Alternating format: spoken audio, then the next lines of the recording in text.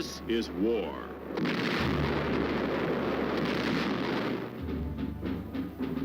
War and its masses. War and its men.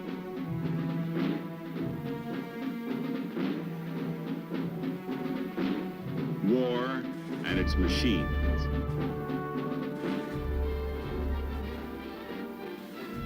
Together they form the big picture.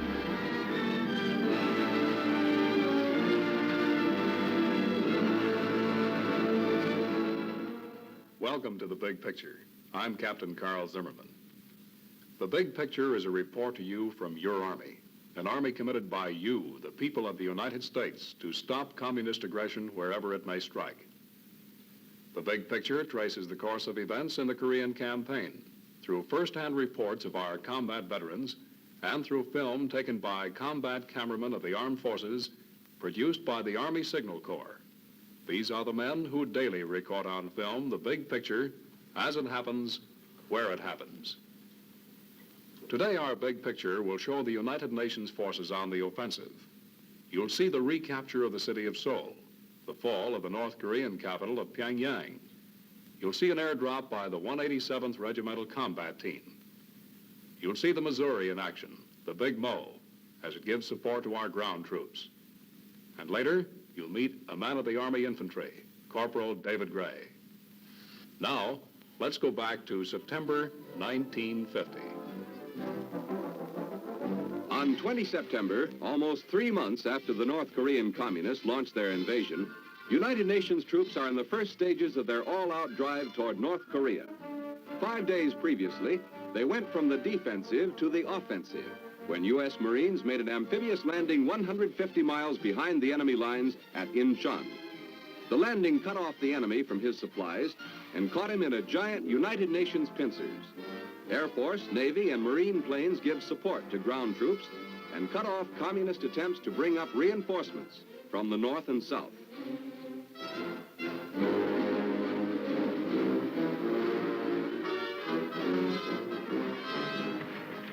Exactly 3 months to the day after the city of Seoul fell to the communist invaders, UN forces recapture this South Korean capital. These are Marines and U.S. 7th Division troops advancing into Seoul under enemy fire.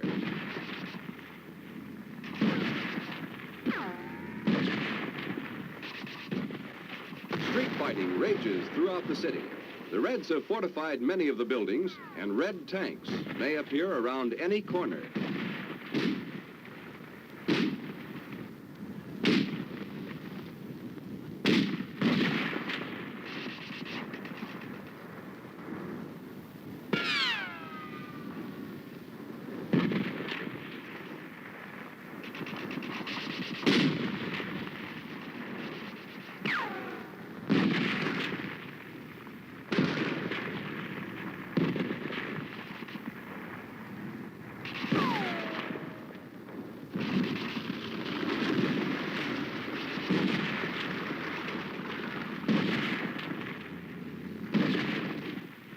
It had been hoped that Seoul might be recaptured with a minimum of destruction.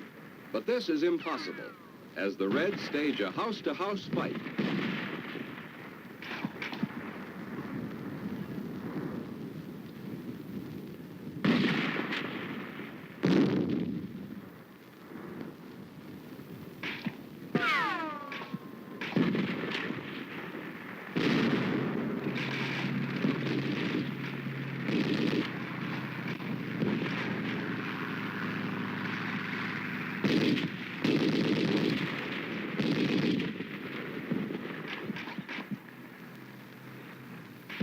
After a 5-day battle for Seoul, General MacArthur announces the city's recapture on 26 September.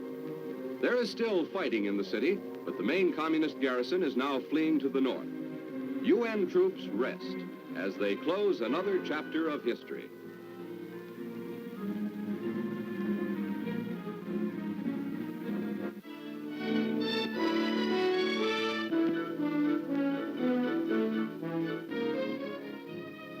At the Ashiya Air Base in Japan during the battle for Seoul, the 187th Airborne Regiment arrives from the United States. Ammunition and other supplies are loaded on unit vehicles which will be flown to Korea.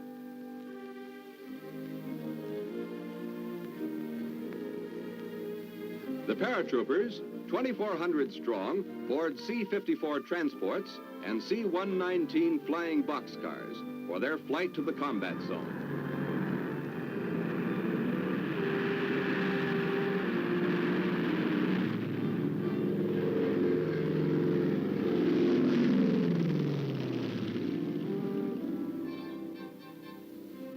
Kimpo Airfield is the destination.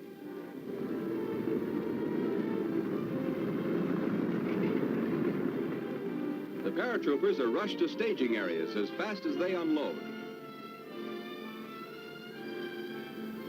The same C-54s fly wounded back to Japan. In its first 4 days of operation, the Kimpo airlift evacuated 313 wounded to Japan.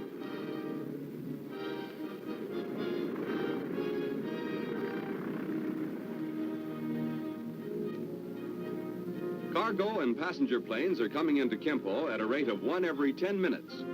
Typical cargo is this disassembled 280-ton bridge. These ponton boats are part of the bridge, which was shipped entirely by air. The airfield is inspected by Air Force leaders past and present. In the group are General George C. Kenney, Commanding General, Air University, Lieutenant General George C. Stratemeyer, Commanding General, U.S. Far East Air Forces, and General Carl Spaatz, retired, former commander of the U.S. Air Force. In the background is a captured Yak fighter plane found in good condition. Now land-based at Kimpo are Marine carrier planes aiding in the tactical support of ground forces north of Seoul.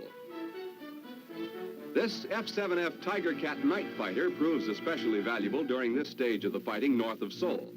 F-7Fs are equipped with radar and are very effective against convoys and troop concentrations at night and in bad weather. These Tiger Cats and Corsairs are being loaded with 5-inch rockets for a strike near Seoul.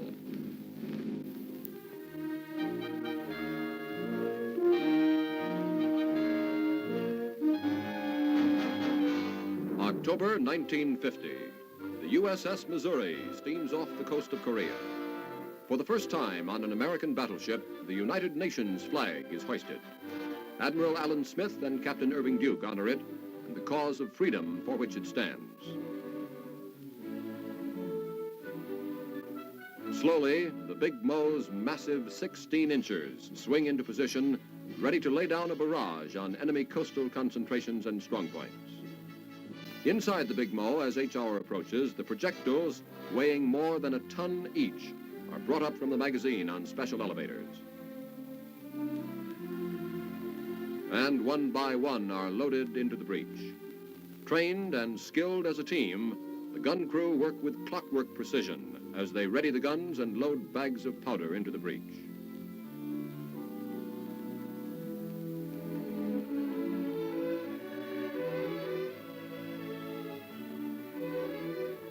An officer takes a last-minute reading on the target, and everything is set. Gun covers off. The last seconds tick away. 5, 4, 3, 2, 1. Fire!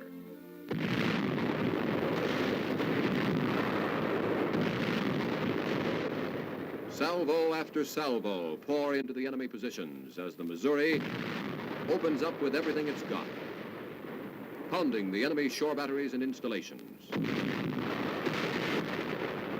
Reds fight back, their shells narrowly missing the ship. Big and small guns carry on a barrage, hitting supply lines, wiping out ammunition dumps, hammering a halt to the Red Army's aggression.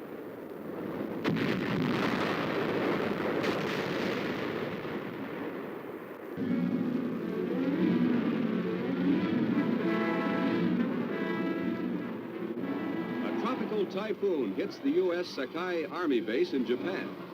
With rain and wind ranging up to 110 miles per hour, it is the worst storm to hit Japan in 16 years.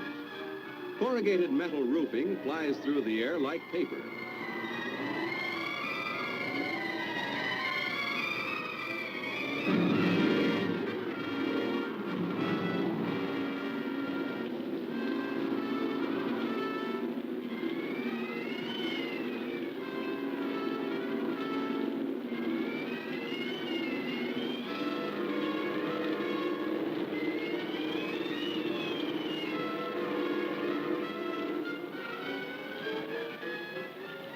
Most of the tile, shingle, and corrugated metal roofs are damaged.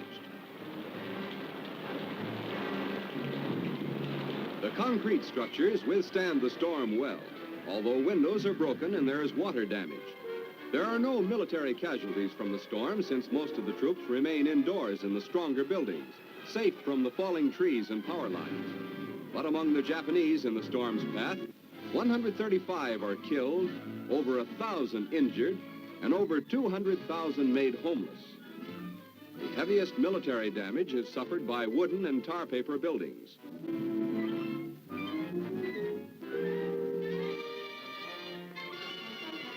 These tropical storms are expected near the Sea of Japan at this time of the year.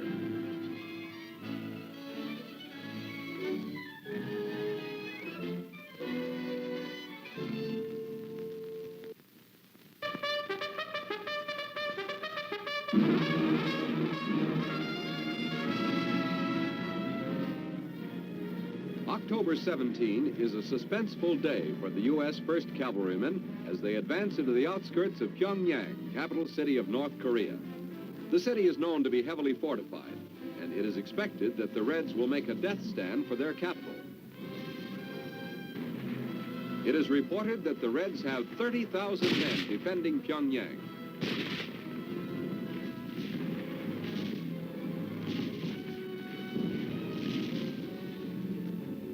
Another Red is added to the 75,000 captured so far.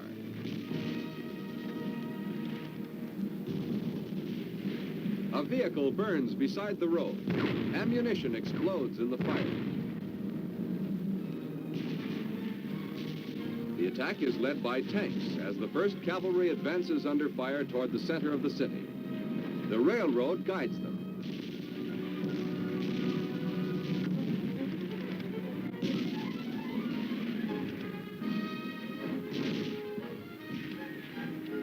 Then, surprisingly, the enemy fire weakens as U.S. infantrymen reach the heart of the city.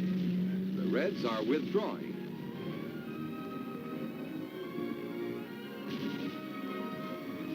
Although there is occasional rear guard fire and sniper activity, the main Red force has begun to flee northward in disorganization. A company medic gives first aid to a cavalryman wounded in the street fighting.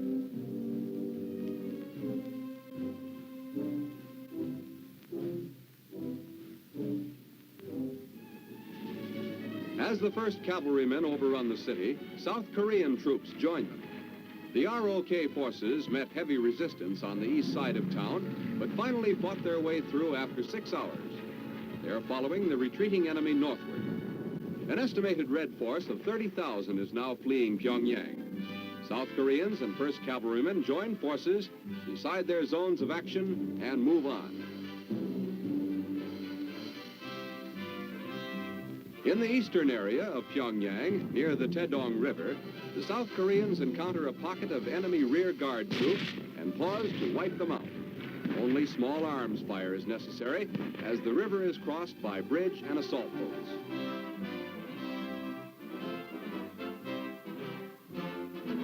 As UN forces take over the city, the North Korean Communist government has vanished, presumably having fled north across the Manchurian border.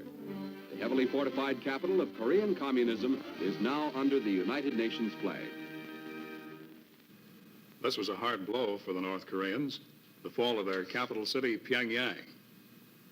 While this action was going on, Corporal David Gray, machine gunner, was serving with Task Force Walker.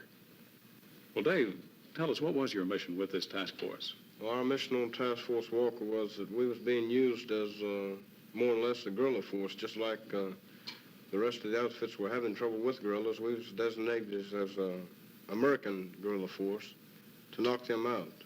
Mm-hmm. Were you trained for this type of fighting? We was trained here in the States before we went overseas. That was our main training in the States. Did you take a lot of prisoners here, Dave? We'd taken quite a few prisoners on that mission up through there, all the way up to Pyongyang. Did they give up easily? At first they didn't, but towards the end they seemed to be willing to give up. Did you speak to any of the prisoners, Dave? I spoke to quite a few of them. I spoke to one officer that gave up there. They all had these safe conduct passes. They had got them when these planes went over and dropped them. They all came down with them. This officer you spoke to, did he speak English?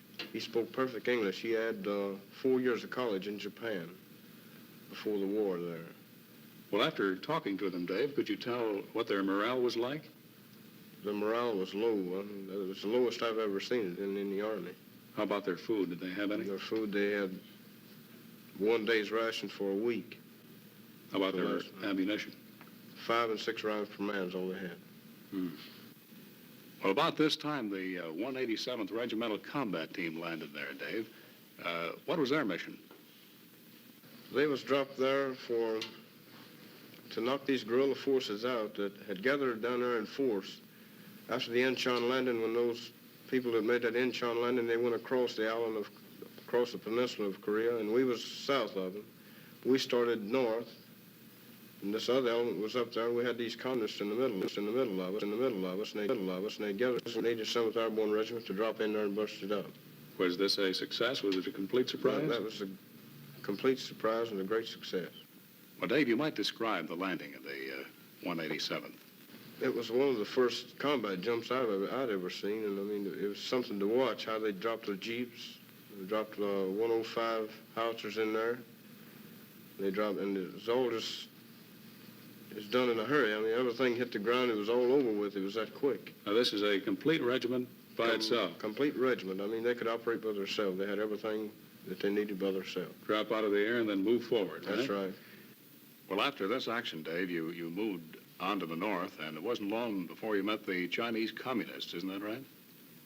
Well, the first contact we had with the Chinese was 2 days after Thanksgiving, up at a little town called Coonery on the Taedong River. Now, what were you doing at the time? We was just moving forward slowly, trying to get up even on the line with all the other divisions up there. So that certain date there, we hit these Chinese on this mountain. We didn't know the Chinese at the time, and we got orders to take a hill there in my company. So we started up the hill, and everything was quiet. So all at once, bugles broke loose, artillery, mortars, everything happened to us. We was cut off on the hill there, and we couldn't go neither way. We couldn't go backwards, we couldn't go forward, so we just stuck there. We had to fight it out right there. You were wounded at this time, too, Dave. I was wounded at the time, yeah. And then taken prisoner. I was taken prisoner on top of the hill. What sort of treatment did you get? I got as good a treatment as I could expect, I guess. There was no medical treatment for me. I mean, they didn't have any to give me. They had no medics with them? They had no medics with them. They weren't taking care of their own wounded either? They wasn't taking care of their own wounded. It was every man for himself. They fight a good deal different than we do, don't they, Dave? A good deal. Aren't our medics always right up there with us? Our medics are right there, but there's nothing doing, and nobody to take care of the wounded. Well, how did you get away from the Chinese communists? I got away from them before I stayed prisoner 4 days and 4 nights, and they got careless, I guess. They started back down the river with me. Instead of going north, they went south. They had our American 38th Infantry and 23rd Regiment trapped down the river about 15 miles. So we went down the river, and when these Chinese got between them, they broke out of this trap and hit the Chinese from both sides. And during the fighting, I got down on the ice and I crawled down the river about 1,000 yards or so, and I got up and made a break for it. I got picked up in a Jeep on the road. Felt pretty good to get back to our lines again. It felt good to me, yes. Well, did they treat your wounds immediately? They treated me pretty good, yeah. They sent me right back to Seoul on a train. And from there I went to Busan, from there to Japan, and it all worked smoothly. I came right straight back to the United States. How long from the time you were wounded was it until you get back to the States? 7 days. That's pretty fast, isn't it? Pretty fast, yes. Thank you, Dave. We spoke about the 187th Regimental Combat Team. Now let's watch these films taken by a Signal Corps cameraman. You'll see that airdrop.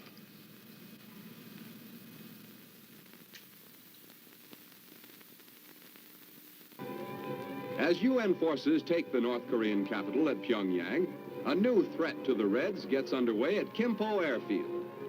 Paratroopers of the 187th Airborne Regiment plan to jump ahead of the Reds fleeing Pyongyang, cutting off their escape route to the border.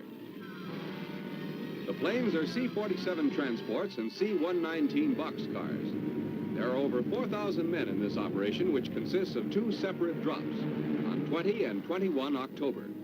The destination is a point 33 miles north of Pyongyang, where the Reds are fleeing through the towns of Sukchon and Sunchon.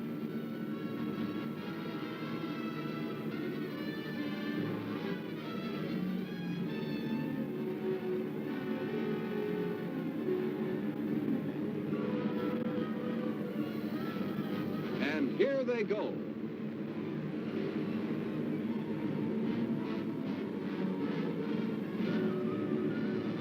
Paratroopers bail out in waves from a dozen planes at a time.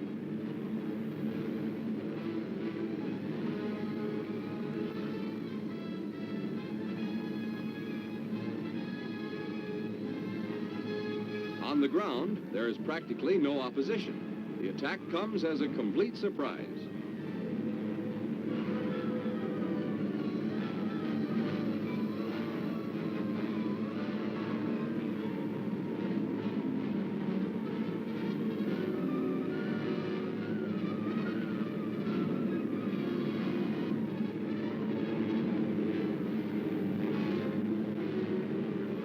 Watching the jump is General MacArthur, who flew here from Japan to observe this first airborne operation of the Korean War. Flying over the attack area in his Constellation, the United Nations commander stated, "This closes the trap on the enemy."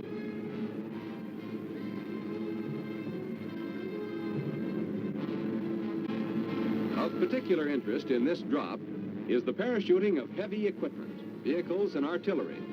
The equipment drop takes place 10 minutes after the personnel have landed. Most of the material lands without damage, and the paratroopers rush out to put it into action. Transportation found available on the scene is pressed into service.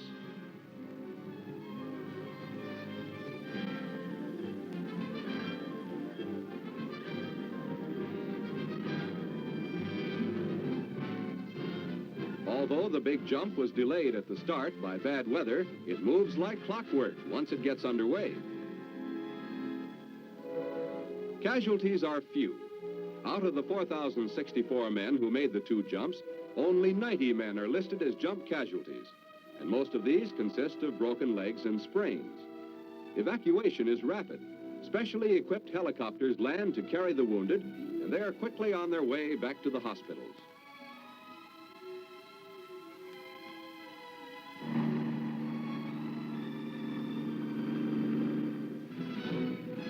Shortly after the paratroopers take their positions, they are joined by tanks of the 1st Cavalry Division, which have pushed through from Pyongyang.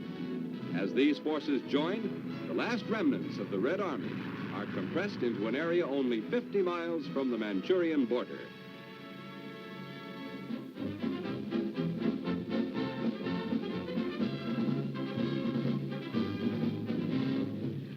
On 17 September at Busan Air Base, a transport plane arrives with the first big-name entertainer to visit the troops in Korea. Al Jolson, often billed as the world's greatest entertainer, is in the midst of his last road tour.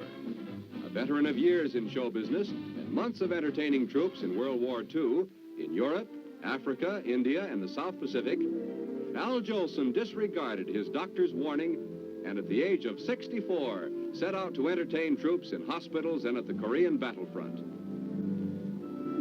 In front of the audience he liked best, Jolson gives one of his last performances. GI audience enjoys his act. Al entertained Korean War casualties in Japan before arriving in Korea, and already has used up much of the seemingly boundless energy which he put into every performance. It was impossible for Al Jolson not to give out with all his energy and all his heart. His gaiety and rhythm was infectious, and he knew it could bring joy to others. On 23 October, 6 days after he gave this performance, Al Jolson died from a heart attack in San Francisco. One of his last acts in Korea was to raise a United Nations flag. During the month covered by this combat bulletin, the United Nations drive into North Korea moved ahead with surprising rapidity. On 20 September, UN forces were fighting in the outskirts of Seoul, fanning south from the Incheon landing and breaking out of their old beachhead.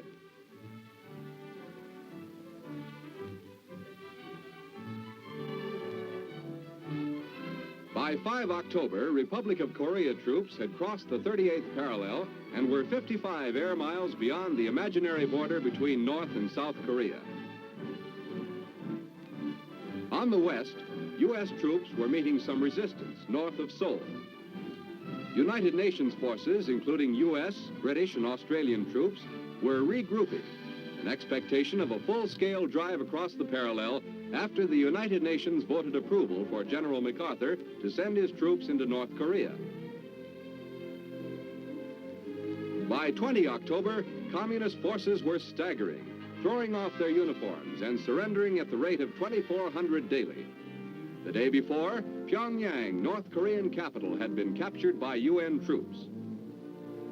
2 hours after Pyongyang was declared secure, members of the 187th Airborne Regiment dropped from planes 33 miles above Pyongyang and about 75 miles from the Manchurian border. South Korean troops drove westward to link up with the paratroopers. On the east coast, South Korean troops had taken Wonsan with unexpectedly light resistance and were advancing far to the north.